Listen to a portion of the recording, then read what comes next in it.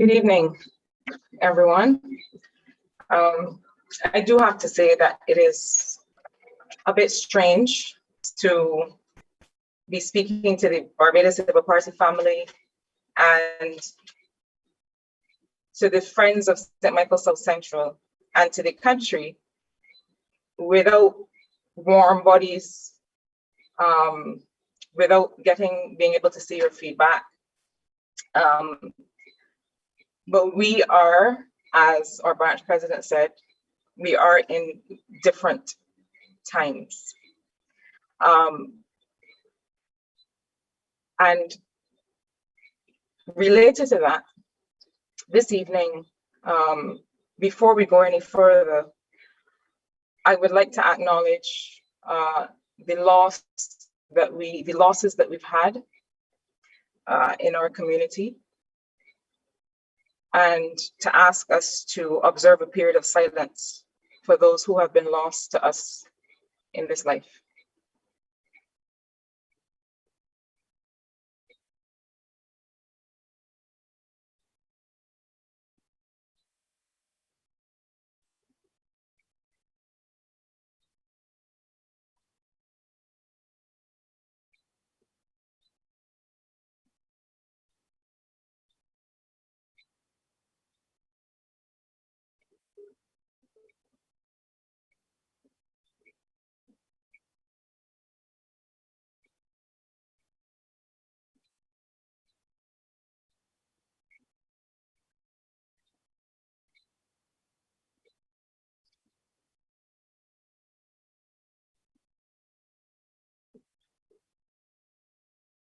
Thank you. Now, this evening, I'm aware that, many of us now have a Zoom meeting live. And it's at the end of the day. And I know that we have been doing this, been in this format, been sitting, been looking at computer screens, a lot of us, for many hours, for many days, for many weeks, for many months. And so this evening, we're going to try to go directly to the meat of the matter and to keep the meeting tight. Now, I have the pleasure to introduce our first speaker this evening, Mr. Corey Lane. Now, when one is putting these kinds of engagements together, one of the first questions is, what are the kinds of conversations that people have indicated to us that they want to have? And one of the things that we've realized very clearly, that is unmistakable, that is in our faces every day, is the social and socioeconomic impact that the pandemic is having across the country, but also across sectors, across the private sector, across the public sector and government, and our capacity to implement, our capacity to execute. It is perhaps most felt at the level of communities, households, families, individuals. And so this is one of the reasons that government has put in place a number of programs. One of those programs, and I'll let Corey talk to you about it, but he has been spearheading. But the only reason why I wanted Corey to speak with us. Corey Lane has been a social activist in our community, working with young people, listening to young people, trying to understand the things that matter to people. This meeting tonight, we aim to make it about the conversations that matter today to people, to St. Michael South Central, to Barbadians. And really it is a chat, it is a conversation. It is not a political meeting, it is an opportunity to engage. Corey Lane is one of the voices of practicality, one of the voices of someone who strives to get things done on behalf of people every day. And Corey and I have the conversations about what are the things that allow us to do that, and what are some of the things that have to be improved to allow us to do it better. And so it was my pleasure to ask Corey to speak to us in that capacity, to share with us a bit about what are the services that are available to people as we struggle to come through as households and individuals. We are all doing something that we have never done before. We all are. And so without going any further, I want to ask Corey to address us this evening. Good evening. I just want to make sure everyone is hearing me well. Okay, good. First of all, let me thank you, Minister, for your introduction. I also want to thank you for your passion and for your service to this country. This is something that we overlook from time to time, those of us, and working together to try to get all of the ills sorted out um, that we're facing currently. Now, I have a very simple task to my mind this evening, and that is bring to you an idea of the social issues which have Recording in worsened due to progress. the pandemic, COVID-19, and also to give you an understanding of the programs that have been put in place, and more importantly, how to effectively access those programs. Now, when we look at the social issues of the day and we try to link them with COVID 19, the real question is what has not been impacted by COVID? We could run down the litany, we could look at the entire list. We can look at education, and we know the issues there, the employment, the inability of persons to feed themselves due to lack of employment, or restricted social interaction, and the importance to us as social creatures to be able to interact with each other. The increased anxiety and uncertainty about the future as borne out even by our own local studies. Thanks to Professor Devonish and those, usually we relied on studies from abroad, sometimes further afield from the Caribbean, but at best in Jamaica and Trinidad. But we have our own local studies here now. And when there's these anxiety and uncertainty, and we're not feeling well, we're not able to socialize. One of the things that we can turn to things like entertainment, which is also restricted, to religion, which is also restricted. And we've seen an increase in domestic violence. We've seen a reduction in elder care and even an increase in elder abuse. All the studies are bearing out this is what is happening across our society as well as many other societies. We've seen the increase in suicide and emotional and psychological devastation of many societies. And we ask ourselves the question, what social issues have not been impacted by COVID-19? We've seen the impact of people's physical health due to exercise and diet restrictions. Now we are learning now the new phraseology for the fear of COVID to the point where it impacts your daily life, coronaphobia. With the increase in cases, as the modeling shows us surpassing 500 cases per day, if we continue on the current trajectory, we can see that a lot of people will be suffering from coronaphobia, not wanting corona to touch ourselves, our households, and our loved ones.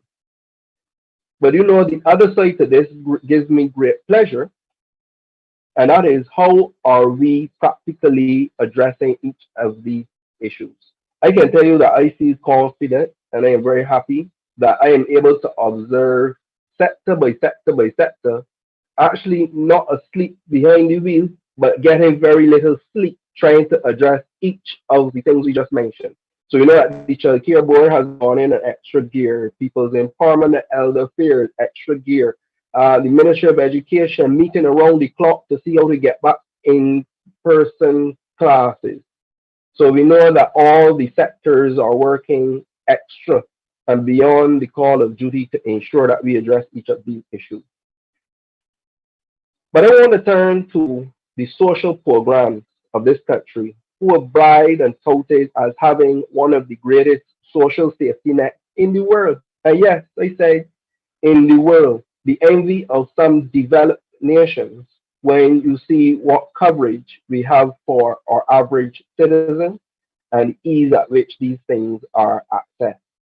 So I want to start with the social welfare program.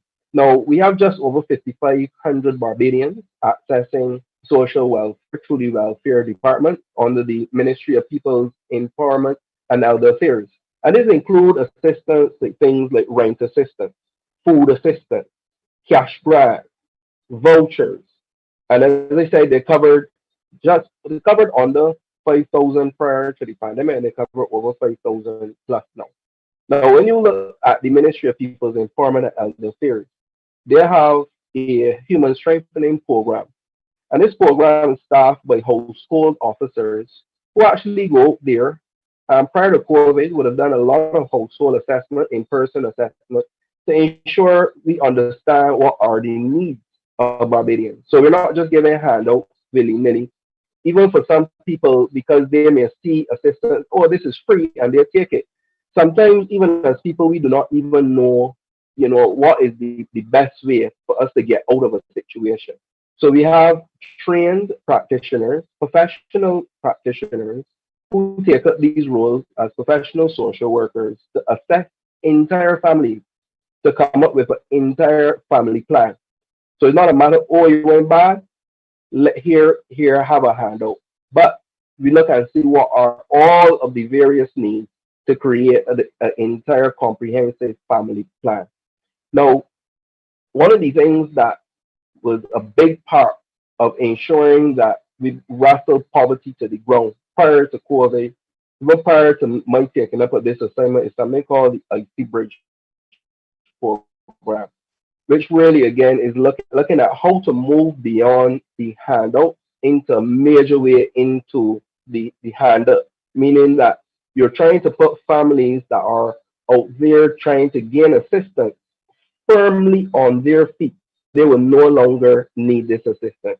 Now, that program was we were preparing to roll out in January in 2020, funny enough, where we would look at 750 families under the Barbados Vulnerable Family Enablement Program. Enablement Program.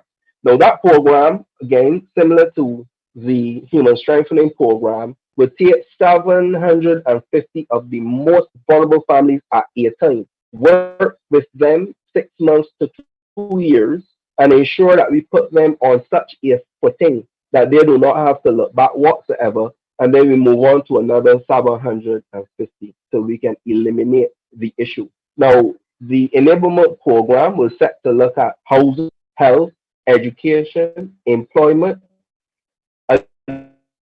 again, in the most comprehensive of ways, come up with a plan, most importantly, implement it. Obviously, we're monitoring and evaluation to ensure where are we going right, where are we going wrong, what do we need to change, what do we need to increase.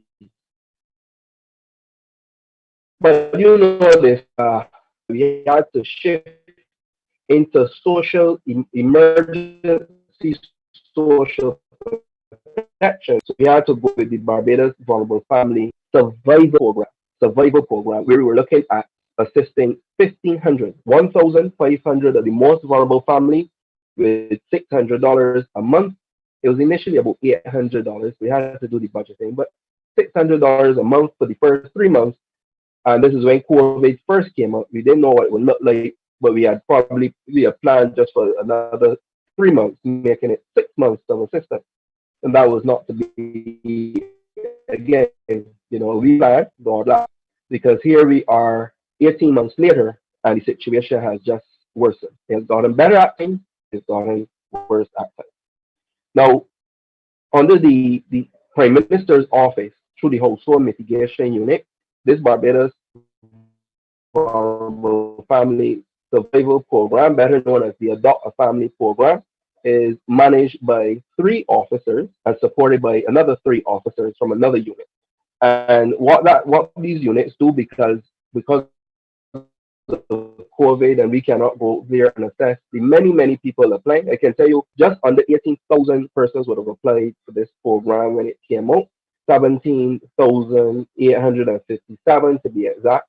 And we had to ensure that it goes to the most vulnerable. Now, persons will always be left off. That's just the reality when you're looking at these numbers. But we didn't leave it there. We worked with other sectors and other agencies to ensure that the coverage could be as far and wide and deep as possible. After we reached the limit of 1,500, the prime minister looked at the situation and she said, look, we got to go to 2,000. We got to go to 2,500. We got to go to 3,000. We got to go to 3,500. And eventually we capped at about 4,309, just as our before our last review, April this year. Now, again, we did not stop there. We were able to double that number and help over 8,000 persons, again, by working with private sector, foundation, agencies. The CCC Climate Fund, they would have provided some assistance for about 1,500 persons. The Red Cross, they did a number of persons, probably a few hundred persons, they were able to assist through a cash grant as well. And many churches, service clubs, I don't even want to start the name because I can forget some of them, but they would have allowed us to double the assistance we were able to render using not only taxpayers' money, but an additional $4 million donated by Barbadians living here and in the diaspora, along with businesses, Barbadian businesses. So to me, that is something to be extremely proud about because in a day of doom and gloom, I can assure you that there's hope. There's hope because when you look at even the fighting the serious scourge of poverty, the increasing of prices and all these things, we are definitely working very hard behind the scenes, in front of the scenes, to the side of the scenes to ensure that no one is left behind. In a society like Barbados, right? There are a lot of people who actually suffer in silence. There are persons who drop through the cracks. We are not going to hide that. Now, when you talk about a safety net, now, net has in some holes.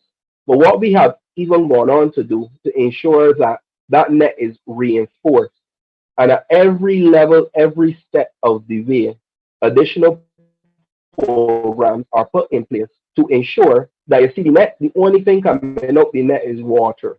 And let me explain to you. As we go further down into the COVID relief program.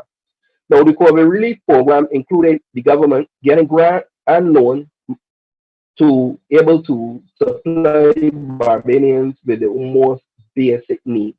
So those funds are allocated to places like the NCF to ensure that registered, I repeat the word, registered artists were able to get some relief. Some of that money went to the Ministry of Commerce, and they had a special program for self-employed and small businesses. Some of that went to the NAS, of course, as a different arrangement, but to ensure that we could extend the unemployment arrangement. The welfare got some, where they were able to increase some of our most vulnerable people already by 40%.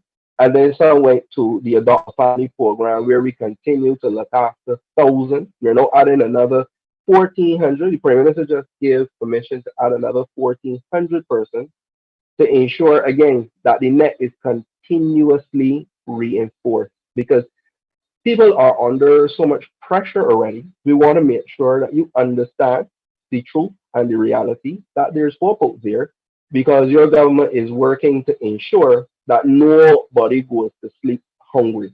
We got a lot of issues to address as it relates to the utility bills and the rent and so on, but we want to make sure that we got the basic of food covered and we are working to ensure that we have all of the various aspects covered. Now, I want to go on to other sectors.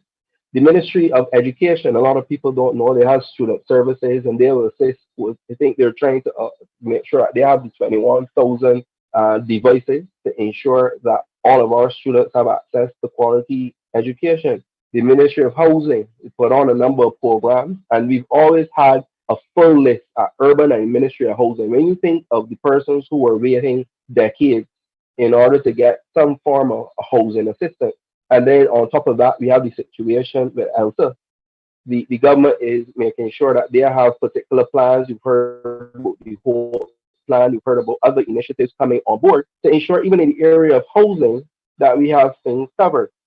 Now, we cannot leave out one of the most important elements of the social, psychosocial, emotional, and mental assistance that is being given, and that is the counseling aspect of it. Now, if you believe that it is okay to just give out rent and food and bills and everything covered and that is it, we are total human beings. And a major part of this pandemic has been its impact on our psychology. A lot of people have been feeling weaned down, tired, depressed, anxious, scared, fearful, and we've had counseling lines open from day one, and there are totally and fully minded. No, we have the Barbados Association of Professional Social Workers who would have assisted us tremendously in the beginning of the pandemic to ensure that over 50 counselors were available to the public to be able to call them night or day to ensure that their mental health was checked in on, evaluated, and they got some assistance where necessary. And in most cases, it was necessary. We have the CASA mental health hotline, and we also have the hotline at the Ministry of People's Empowerment and Elder Affairs. I have these numbers and I want to share them with you slowly before I wrap up because I think it's important for persons to store these numbers. And I believe that each and everybody listening here right now should store these numbers because you may not need it now. You may not need it today, but what if you need it tomorrow? And then we scan praying looking for my number to WhatsApp me to ask for the number. No, take it now. Scratch it on your desk, tattoo it on your hand, write it on your fridge. Because you do not know when you, a loved one, a friend, will need the mental assistance, a professional to be able to speak to ensure that their mental health is looked after. So you have the Barbados Professional Social Workers Association, and that number is 240-8572. That is 240-8572. The People's Empowerment Hotline, that is 536 4673. That is 536 4673. And the CASA mental health hotline, this one is 7 days a week, but from 5 p.m. to 11 p.m. The other two numbers you can call at any time. But the CASA line, 264 7151. 264 7151. So for me, that is a slew, and I don't think the list have been exhausted, but that's a slew of social programs. Some were existing before COVID, some were enhanced since COVID, and some were added since COVID in terms of what is happening on the ground and where you can go to access various types of assistance in this society. So that is it for me.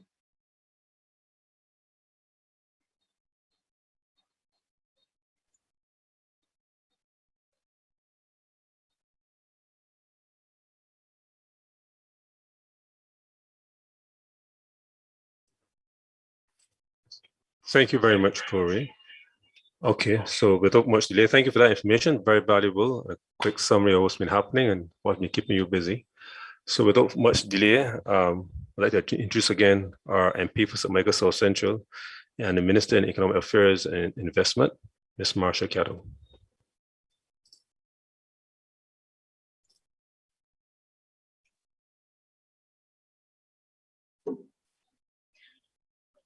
Thank you.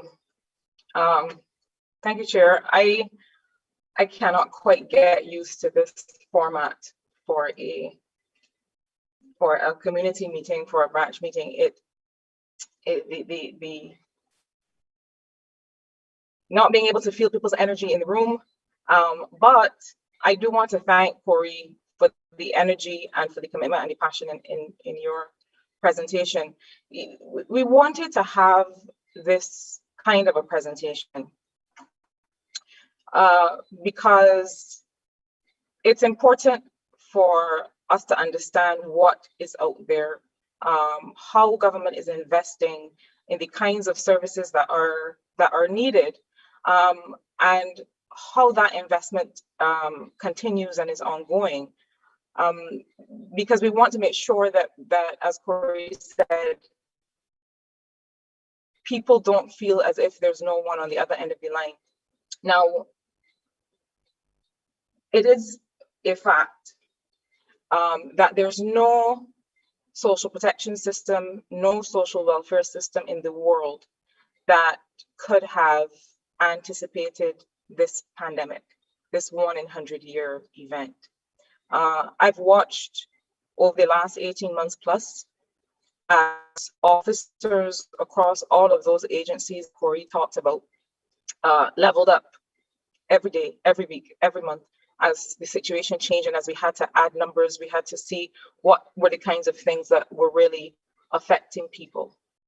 And so it's not to say that there are not ways in which the provision of social services needs to be strengthened and can be strengthened. And I know that the Ministry of People Empowerment and Elder Affairs is doing a lot of work to be able to transition that ministry and those departments and agencies into a kind of a family services and case management approach that is more responsive, that has more resources to be able to respond.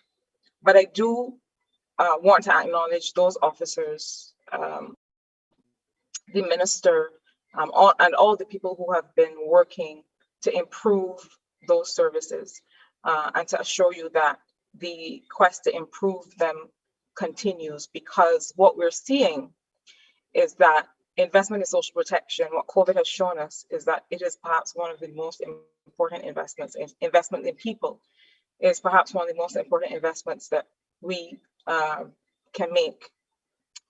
Now, I don't get the benefit of a fancy introduction today, so I just want to have a conversation with you.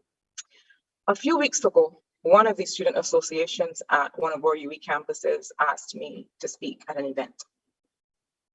Now, most people who know me know that I rarely say no to young people. In fact, I think that this occasion may have been the first time I had to say no to speak at this event because I had to travel. But I also looked at the title of the event, and without giving away too many identifying details, I'll say that the title contained the words, "The Game of Politics." The game of politics. And I'll tell you, I got a little annoyed. And I wasn't annoyed with the young person who had written it to me. I love it when young people call for what they want. I love to get an email from a young person who is just writing to say, listen, I'm inviting you to do X or Y. My mother raised me to have manners and respect, but I don't like deference. I don't like over deferential engagements. I think that you treat me as a human being, I treat you as a human being, and that's all the respect that's required. So I like when young people step up and say, are you interested in this? Because, we would like to have your perspective. So I wasn't annoyed with that young person, but I was annoyed with all of us, the older adults, the society that had sent these young people the message, one, that political service is a game, and two, that politics and governance are the same thing.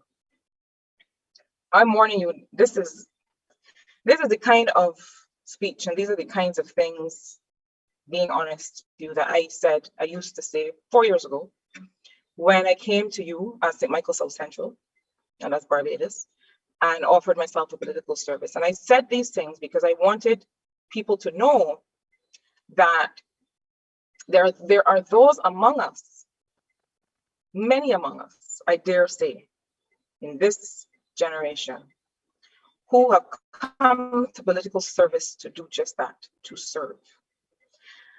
And as the youngest cabinet member in this administration, there's certain things that real lessons in this last almost 4 years for me.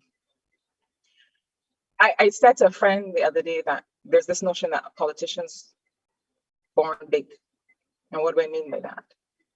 That all of a sudden you step over the line to enter political service and you become this animal named politician with a capital P. So that all of the things, all of your values, all of those things that drove you to want to serve automatically disappear in some people's minds. And all of a sudden, you take on this monolithic quality. You become just a copy of anything else that has gone before. And I challenge that. I challenge that. I reject that. Because that's not what has driven me, and it's not what continues to drive me. I know it's not what has driven people like Corey Lane to work in service for the social well-being of Barbadians. And I think that we need, and I see a couple of my young friends online, I'm talking to the young people who have an interest in political service, and I want you to continue to have that interest.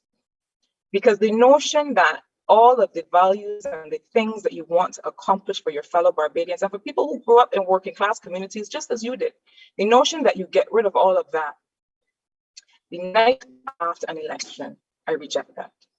So I wrote back, and as politely as I could, I said that I cannot make it on this occasion, but I would like to be able to make it in the future. And I also said to this young person, but I want to suggest to you that politics is not a game. What I was really trying to say was, don't invite me back with a topic like that. Don't invite me back to continue to contribute to, or to contribute to, or to perpetuate the notion that we are all playing some game. Politics is not a game. It is a serious business of being in service for people's well-being and to improve their lives. That is what it ought to be, and that is what it is for me. Now, I hope that they asked me back. I hope I didn't discourage them, but I had to draw that line. And I know that some of you are going to be saying, man, come on, Marsha, man. Come on. Somebody told me once in defense of something that they had done in my name that I did not support, could not support, and asked them to reverse because that is not the way that I roll. Somebody said to me, politics is not Sunday school.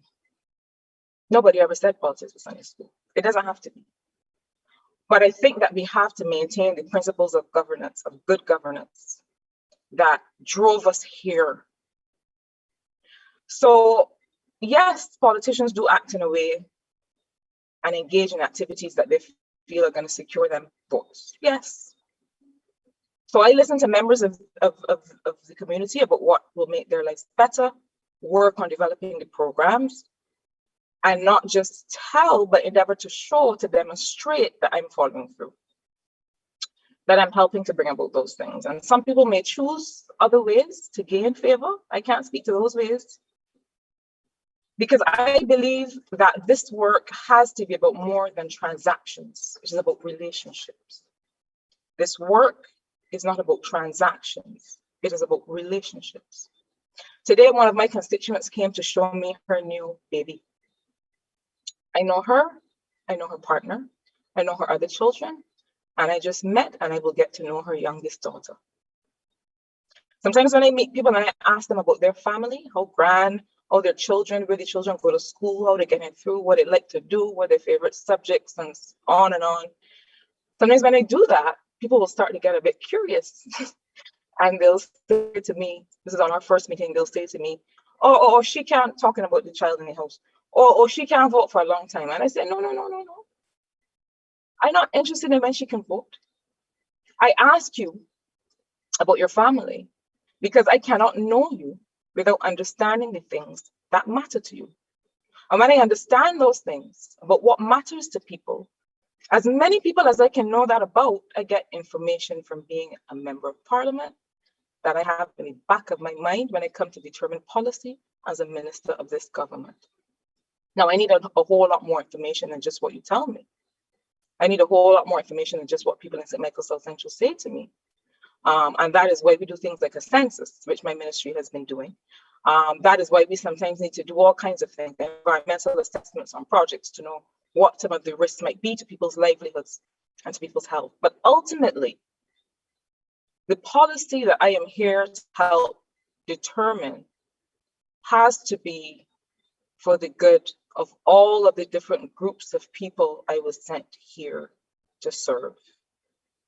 All of the different groups of people I was sent here to serve. And I, as government, as a part of this government, have to be able to stand in the breach to protect the public interest.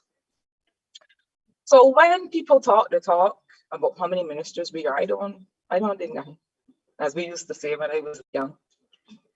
Because I know that even working 7 days, I would still like more time to deliver all the things that I won't sleep well at night unless I deliver. I know that even with just the 7 days that I have, and no more as Minister for Economic Affairs and Investment, I have been able to work on things that I believe have truly been able to deliver for people, even as we have had to deal with COVID. I think one of the things that people may miss is that the response to COVID is not just about the Minister of Health and the officers of health. They are doing tremendous work. But you know, there's so much infrastructure, human infrastructure, that goes into a response to a 1 in 100-year event like a pandemic. And so not all of us are directly involved in the health or the education COVID response, but many of us have to make sure that by the time COVID leaves us, or by the time we find a way to live well with something like COVID still among us, that we still have a Barbados to come back to. So while you may not see all of us on the COVID front line, we remain on the front lines. Because the fact that we've had a private sector that has had to come to a standstill means that government has had to stand in the breach to make sure that economic activity continues. And we've been able to do that by having various types of works, programs. And my colleagues will tell you that I mourn at them about making sure that we get the works done, because those are the things that are going to give people employment and are going to keep this economy ticking over. So when I hear the talk about the size of the cabinet, I know there's a reason for it. Because while we are keeping people safe and healthy, and while all of the different mechanisms going into that are operating, we have to be able to walk and chew gum. We didn't know that we were going to run into this situation. We knew what we were getting into with respect to rescuing the economy in 2018. We anticipated that. And we thought that that would have possibly been one of the biggest challenges that faced us. Not only did we have COVID, we had ashfall, we had freak storm, we had Elsa, and we don't know what else is on the horizon. But we have to make sure that no part of the transformational agenda that we committed to slips away. And so, as Minister in Economic Affairs and Investment, part of my responsibility is to be able to secure the financing for a lot of the things that we have to continue to invest in. For the modernization of government services, we negotiated what we call a sector-wide approach program to have 50 million US to fund road upgrades and transportation upgrades. We have the Roofs to Reefs program, which is about making sure that we are building resilience so that when we have another event, that we don't see the kind of loss that we saw from Elsa. And in order to do that, regrettably, we can't always sit here and talk among ourselves. In order to do that, in order to go out there and make sure that small islands that people barely remember, like Barbados, in order to make sure that we are protected, that we have to have conversations with a lot of the people in other places who are making those big decisions that are going to affect us. And if we are not at the table calling for what we want, like those young people to do. If we are not at the table, then we will continue to suffer without people even hearing a peep out of us. That is not what I came to government to do. And so soon, a couple of us will be going off to the climate meeting in Glasgow, and I lead that delegation, and I'm proud to lead that delegation because we have big things to quarrel for, quite frankly. And you've heard the Prime Minister talk about some of them. This notion that we can continue to act like it's business as usual, and that we can still have the same kind of global economic targets, and this must be my deficit, and this must be my primary balance, and acting as if there is not a pandemic gripping the world that is going to call for us to spend more on people so that we can grow out of this pandemic. These are the kinds of conversations that we have to have. And these are the things that my ministry is working on, among many others, while other people make sure that we all remain healthy so that there are people to take Barbados forward. One of the other things that I want to share with you that I have been working on is something that I feel very strongly about. Last week, there was a delegation here from Kenya. And one of the meetings that we had was with their banking sector and with some of their startups. Now, the two banks that I met with are Kenyan banks. And one of the things that the CEO of one of those banks said to me is that when you have homegrown banks, when you have banks that are developed by and for the people who live there, then those institutions start to be seen and can be held up as inspiration for what young people in those countries or in that country can do. We have in the Ministry of Economic Affairs and Investment an institution called Enterprise Growth Fund Limited. And really what EGFL is meant to be and is structured to be and has been working to strengthen its role as is a national development bank. It is an institution that is able to find innovative ideas, find new ideas, not wait for them to come, but to find them aggressively. And in an environment where larger banks that are administered and managed in other parts of the world may not, and I say may not because I don't want to get phone calls from the banks tomorrow morning, because there are differences among them. But in circumstances where those institutions may not take a bet, may not take a chance on a Barbadian idea, entities like EGFL are there for that. And so one of my missions, and we've started the work and we strengthen it this week when we meet on Friday. One of the missions is to make sure that EGFL becomes that institution that can find small business people who are trying to do something new or trying to do it in a different way, or to grow small and medium-sized entities and be to them what the large banks in places like Kenya are to the people of that population, which is to say, listen, they take decisions about the sectors that they want to help grow. It is not just about continuing to generate a certain level of profit, but it is also about being able to take a chance, like how government took a chance and continues to take a chance with Barbadians with our trust loans. And we did that to be able, again, to stand in the breach for Barbadians who have an idea, who are trying to step up to the next level. We have over 1,200 small and medium enterprises in Barbados that are trying their best to contribute to the economy, not just in terms of economic activity, not just in terms of goods and services and profit, but in terms of employment.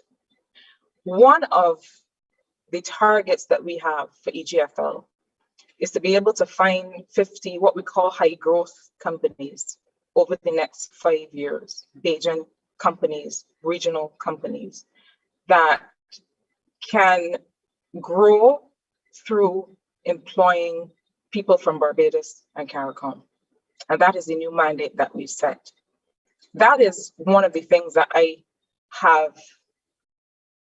turned my attention to more and more in the last weeks and will in the coming months. And I say these things to you because politics is not a game.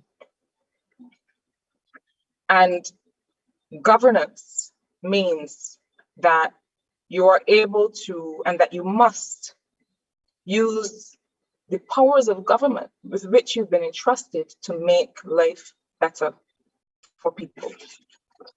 So that brings me now to one of the things I really wanted to talk to you friends about.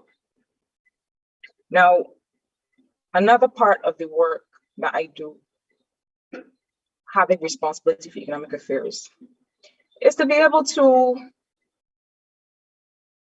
understand how certain things happening in the economy affect people, to see whether that effect is desirable or not. And if it is not desirable, what can we as government do about it? That's the simplest way that I can put it. Apart from having a role in investment, and there's not enough time tonight to talk about all of those different projects that we continue to make sure that there's an enabling environment for. But I want to focus in the last few minutes that I have speaking with you about something that we've been talking about a lot. When COVID started, we spoke as an economic team, and we thought one of the things that we saw in warlike times like this, because these are warlike times, one of the things that we saw back in World War I, for example, was that when there started to be scarcity, see the headlines about what is happening with supply chains globally and the effect it's having on prices. But in times like this, you want to make sure that people aren't taking advantage of people, right? You want to make sure that there's not something called price gouging, that people aren't artificially inflating prices. And we took in front at that time, and that was a year ago. And we started to try and do some work to see, to pay more attention to what was happening with prices. Now, my ministry, Statistical Service, does what we call a retail price index. So we put together inflation numbers and we look at what's happening with prices. But the Ministry of Commerce does something that is a more day-to-day. And in economics, we call it high frequency data. So they go more often and they have a different methodology. But between us, we wanted to make sure that we were constantly tracking what was happening with prices.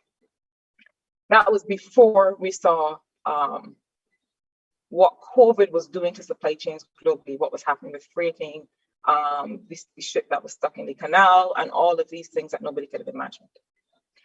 Then later, Barbados said to us, listen, we perceive that there's a change in prices in several of the things, not just in food, in several of the things that we purchase, that we consume, that we need to buy. And so we said, okay. And as part of the social partnership, we set up a prices and incomes subcommittee. Now, the social partnership has had 6 what we call prices and incomes protocols. So what is a prices and incomes protocol?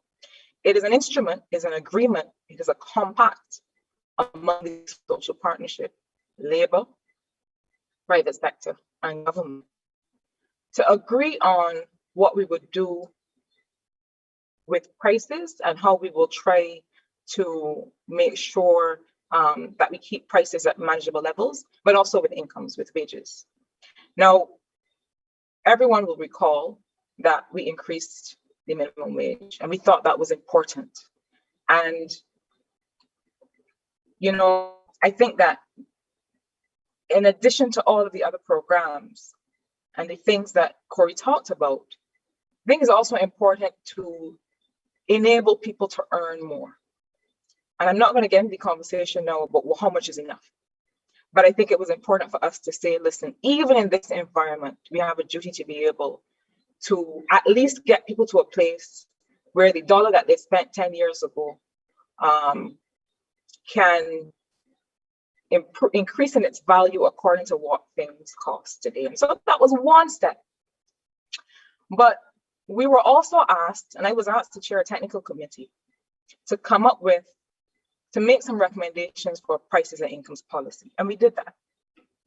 And we have a draft, and the subcommittee approved that draft to go to the wider social partnership. I'm saying these things because I want you friends, people at St. Michael South Central, everyone to understand that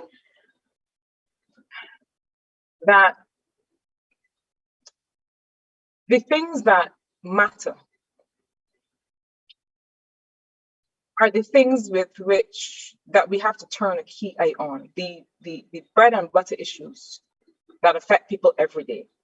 And so we came up with some recommendations. And I'm not going to, I know the social partnership will meet soon. I believe that we have to urgently, and that we will urgently consider some of these issues. But I'll say a little bit about that report. The report looked at food prices. It looked at construction material and what was happening with those prices. It looked at the issue of bank fees and what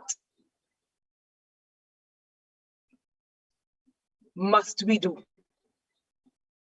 in order to make sure that these financial services that people need do not get to the point where they are out of reach.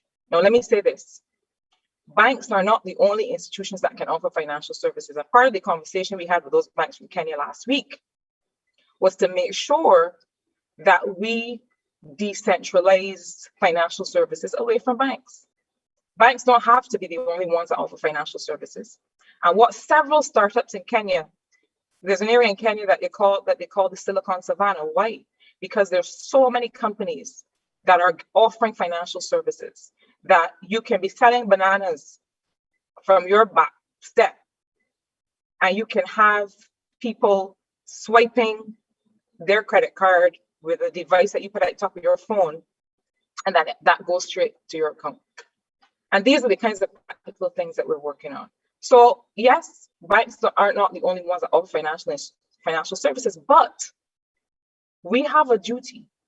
And I've had this conversation with the central bank and with the governor of the central bank. We have a duty to make sure that as long as the majority of Barbadians are still accessing banks and are still managing their daily lives and their business through these institutions, that those fees remain manageable. And the Central Bank of Barbados has a role to play. And there are recommendations in that paper for what that role should be. And I know that work has started to look at the issue of whether there will be a capping of fees. And the last area that I want to talk about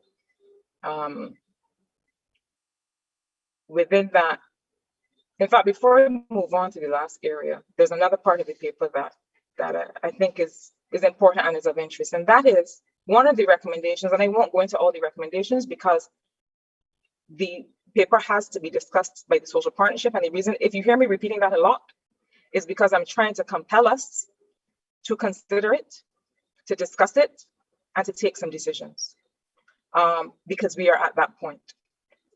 But one of the other recommendations that I think I can share with you is the facility to be able to publish prices by retailers, by businesses, by companies, to say, listen, this is my price that I charge for that. I go into a portal, I go into an online platform, and I say what my prices are. You know, if I go several other jurisdictions that I might go to, I walk into a shop and I pick up a pen. And I say, I feel that I wonder how much this pen costs down the road. And I scan the item and it gives me price comparisons of where else I can get this for a better price. Why is that important? Because when we did our research on the prices and incomes recommendations, the pricing policy, what we found was not necessarily that every single item in every single location had gone up. It is that that was the overall effect, because some were lower in some places and some were higher in some places. And so if you give the consumer the power to be able to understand and know where prices are lower and where they're higher, that can make a big difference. Now, I know that there may be demonstrations from certain companies, but here's the thing. If your pricing is competitive, then having it be known is not an issue. And we've seen other jurisdictions where this has worked. Now, there are other issues related to prices. And this is not a pricing and incomes workshop. But I wanted to give you an idea of some of the things that we're looking at and some of the ways that we are discussing and are now compelled to act on some of these issues. But the last thing I will say, I started my intervention by talking a little bit about what brought me to political life. Now, we have a few areas of investment that are growing rapidly. One of my responsibilities, I also have some responsibility for planning. And in that regard, one of the things that I must do as a part of that responsibility is to make sure that projects receive or do not the requisite planning approval for what has to happen. And we continue to be in a process with that. We are about, and I don't like to say when things are going to happen. I like to say they have happened. But I know that we're in a hard deadline for the proclamation of the Planning and Development Act. And so that is going to be able to kick off a lot of the cobwebs that remain in the system. But I want to say this. One of the sectors that is emerging and is growing exponentially, we see the interest, is renewable energy. I was working in the UN system 10, 12 years ago when renewable energy was in the region that next thing, right? And one of the things we said then about renewable energy projects was that they had the capacity, and the reason we were pursuing them at that time as a UN system was that they had the capacity to make energy more affordable. In fact, the language that was used then was affordable energy, right? And that was because for those of us who work in development, yes, renewable energy is important to meet our emissions targets. And emissions targets are what? Barbados announced recently that we are targeting reduction of our greenhouse gas emissions by 70% by 2030. Now, greenhouse gas emissions are the gases that are released into the environment that cause global warming, that contribute to climate change. Now, we are very, very, very, very, very low emitters. Barbados is tiny. We don't do anything much that contributes. We don't have any big coal factories or anything like that. So the other bigger countries are major emitters. But we, showing solidarity, said, listen, we're going to be among the most ambitious in the world. And we are going to seek to reduce our greenhouse gas emissions by 70% by 2030. One of the most ambitious in the world. A big part of that is being able to bring renewable energy projects to life. But that's not the only reason. Renewable energy, even if not now, has to at some point provide a pathway to more affordable energy at the level of businesses, like those 1,200 small businesses I talked about, and at the level of households. Why am I going on and on about this? Because in the context of looking at prices and incomes and what people can bear, I believe that for me,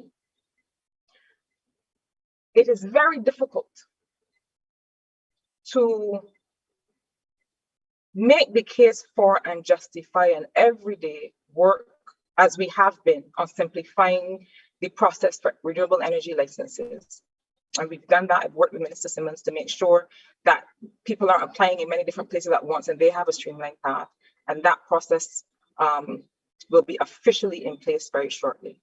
But while we're doing all of that, we cannot then be in the middle of a conversation about increases in energy prices and increases in your energy bill. And I know that that statement is not going to sit well with a lot of people.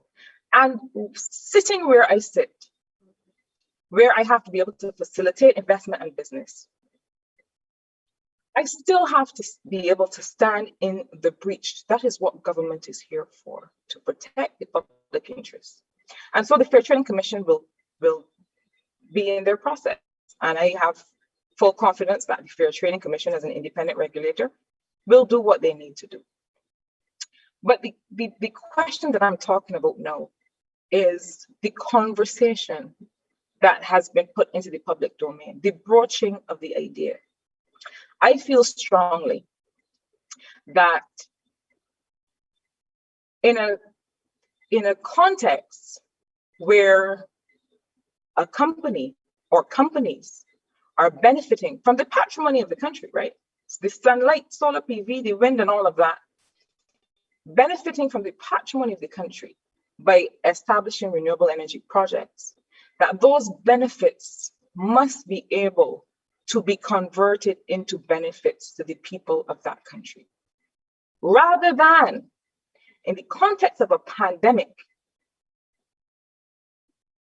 starting a conversation about increases in bills when people, let us be frank, cannot pay the bills where they are now.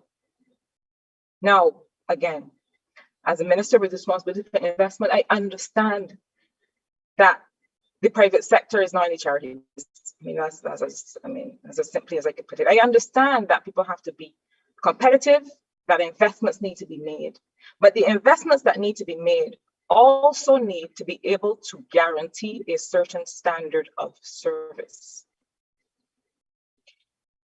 We have done amazing things with the social partnership. I believe in the social partnership. I'll tell you why.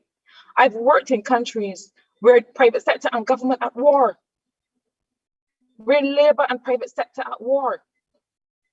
It doesn't serve.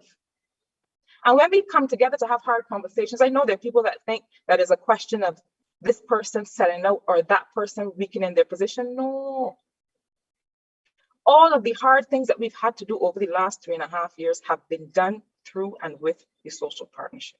And sometimes you might not leave a particular meeting liking the other person, but you know that you're doing it in the interest of the country and the people of Barbados. And likewise, let us have the conversation about how your renewable energy investments will lead to or can lead to lower prices for energy. If it is that they cannot in the first 5 or 8 years, let's have that conversation. But it can't be that a government is facilitating the investment in renewable energy, that those projects are benefiting from the patrimony, the sun and the wind of a country, and that the benefits are not being enjoyed by all. It cannot be that we are having a conversation about rate increases to support investment when we aren't also having a guarantee of standard of service. I say these things because sometimes, even though you've launched a process and a decision has to be made, the sheer mention of something that might happen sends people and communities and societies into a panic. The FTC will decide what the FTC will decide. But on the overall question of how people can manage to afford what they need to afford, I think we have to have some good faith conversations about what each of us is contributing to help this country survive. Friends, I've gone on quite long enough. It has been a pleasure talking. Thank you. Very riveting and relevant discussion on energy, hot topic. Thank you, Mr. Kettle.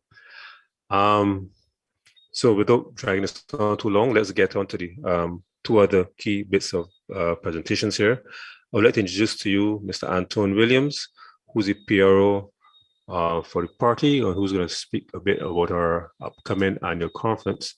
So I'll quickly hand the mic over to him. If I could, oh, here we are. Anton.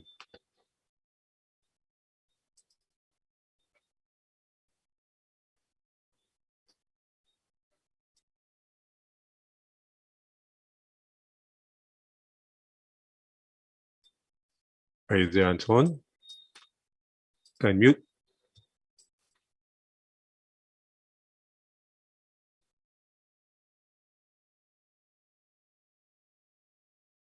Okay, Anton seems to be having a challenge. So we have, besides Anton, we also have Ms. Tricia Henry, who's represented by the BLP Women's League. And we'll ask her then to brief us, and then we'll get back to Anton. Tricia. Pleasant good evening, comrades. My name, as Mr. Abdul was just said, my name is Tricia Henry. I'm here this evening basically on behalf of Women's League.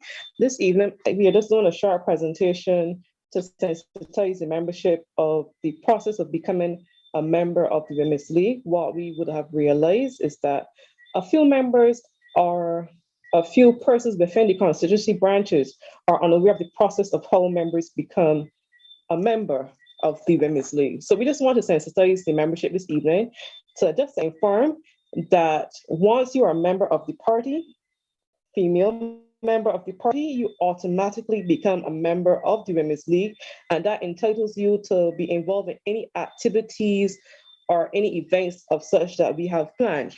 What I can add is that what we have done for the year 2021 under the presidency of Wendy Knight Hunt, we would have just started a sign language class, which is being taught by Comrade Sandy Field Kelman. And we would have had several plans, and COVID would have impacted some of those plans, but we do have some other interesting stuff that we would like to roll out. And I would ask that each and every one of you would go over to our Facebook or our Instagram page. The Instagram page is Women's League BLP, and you can follow us. And the Facebook page is BLP Women's League. And I would encourage each and every one of you to reach out to the president, or you can reach out to Kafian, because Kafian is actually one of the floor members on the Women's League executive this year. So females who can hear my voice, we invite each and every one of you to come out and participate and become an active member of the Women's League of the Barbados Labour Party. And that's it for me. Sure. Thank you. Short and sweet. You're welcome. Yes, please. So let's see if we get Anton here, because I'm sure he has some valuable information to share with us, because he has a, and let's see if we get him on. He's having challenges apparently with technology. Anton, are you available for us now? Hi, good night. Hi, good night. Good night. Right, good. I think, okay, good. Thank you very much. It's really an opportunity to share some information with the BLP family as it relates to our upcoming conference. Now, I know that there are a number of concerns in relation to the practicality of the conference, and we, as part of the conference arrangement committee, we are going ahead as planned, mindful, of course, of the COVID circumstances.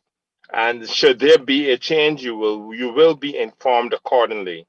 Now, the conference, if you do not know, is slated for the 29th and the 30th of this month, October.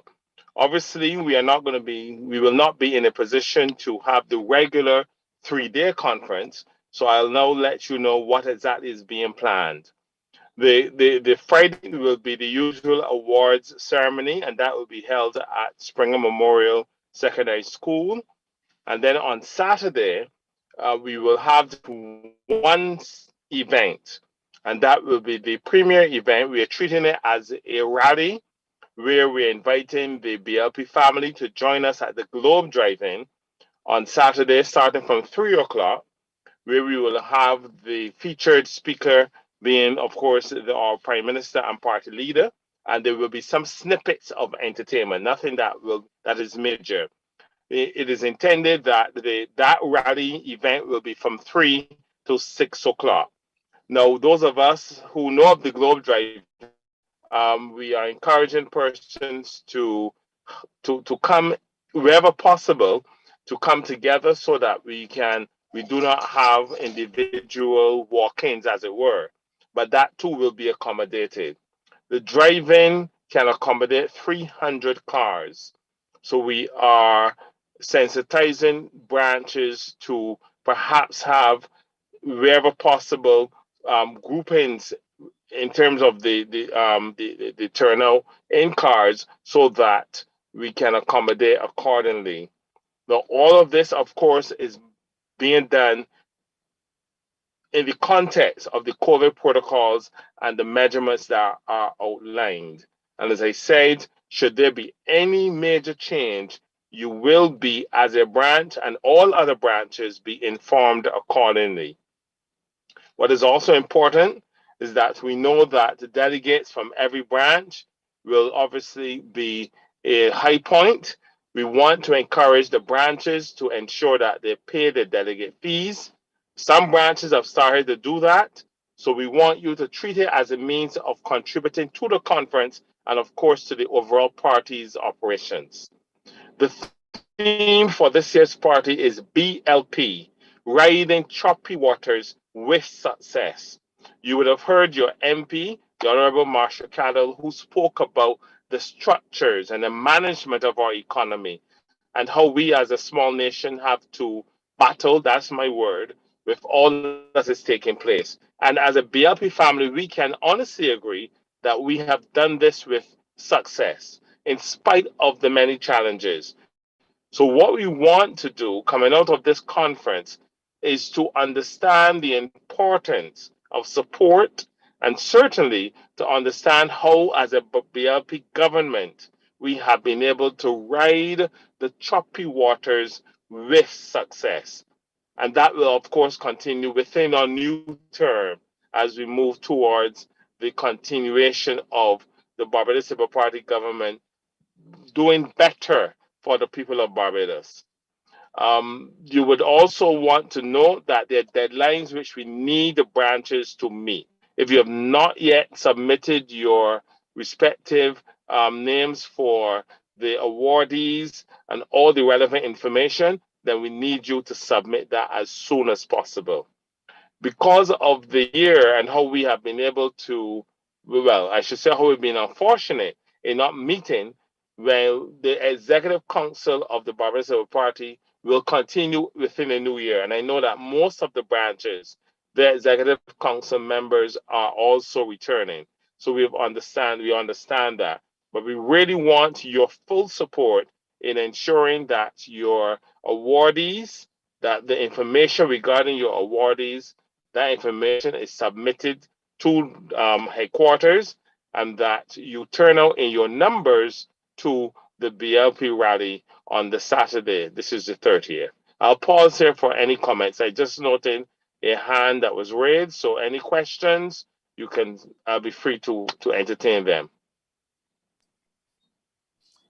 I think the hand was my thumbs up, acknowledging the. Oh, that was your thumbs Yes. up. Yeah. So any questions? What we will be doing, we'll be feeding the various branches, the constituency offices with information as we will try to do that as often as possible so that persons are kept up to date as to what is taking place. We all know that this is a fluid situation, and we will try to ensure that the protection and safety is of course at the optimum. But in the meantime, we want to also come together. We have not done this for a while. We know that. And if at all we can possibly do so, then that is what we're working working towards.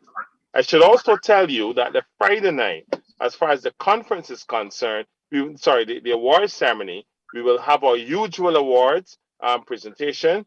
The featured speaker for that night is the same speaker which you were which you enjoyed tonight. This is Corey Lane. He is the featured speaker for the awards ceremony on Friday night. Thank you.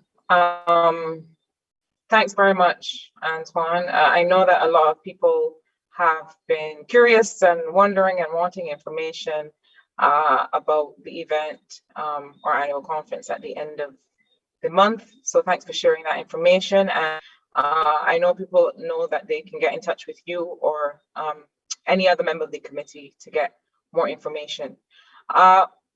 Folks, I want to thank you for engaging with us. As I said at the beginning, we're not having an extensive session. We are going to soon have a community meeting where, I mean, we're pleased to have had the media with us, I believe, this evening, but on that occasion, we will not, because what we've been hearing is people want a forum to be able to ask as many questions as they have, with a certain comfort that it is a conversation that will be kept in confidence. And so we will soon be having another community meeting with a slightly different format, and we'll take all of your questions and everything you want to ask. Thank you to Corey Lane. I didn't realize how much of a talent spotter I was, or perhaps a little bit clairvoyant, but he will be one of the speakers at the conference. We have been privileged to have him here tonight. As I said, one of the things, I was once described by a former colleague as a woman of practical affairs. Corey's a man of practical affairs. I have a lot of time for that approach because it is less about the fluff and the optics and more the results. And Corey, thank you very much for talking to us about opportunities and also results. We look forward to hearing you at conference. Thanks to St. Michael South Central Branch and Executive, who will be taking us through another year. I have to say special thanks. Sorry, I know people may be back to me, but I have to say special thanks to Kathy Ann Cattle, no relation, even though people think so, although probably relation by now, and Simone Innes, who helped us get ready for this event, who helped us set up and make sure everything was in place. I have to say thanks to Selwyn and the team who are helping us stream, to our chair and branch president, Abdul, to all of the executive who are on. I want to also recognize we are all special and distinguished. Kim McConney is a member of the cabinet and the Senate who's with us, and our good friend in South Central. She is on with us tonight. I see Shanika, I see other members, Sandy, I see other members of the Women's League and of the other organs of the party who always show up to support. And support not just in terms of being here to be a part of the conversation, but also helping us get messages out and get help out to people who need, and we really appreciate it. I do hope that I haven't forgotten anyone. You know, sometimes when you call names, that is the beginning of the end. It's terrible to do that. But I have enjoyed talking with you. I'm sorry that on this occasion, because we wanted to keep it short and tight, we did not have facility for questions. But at the next community meeting, we will open it up for questions from members of the community. So thanks, everyone. Good night. If you have to get home from where you are, do so before 9 o'clock. But thanks for being here with us, and we'll talk again soon.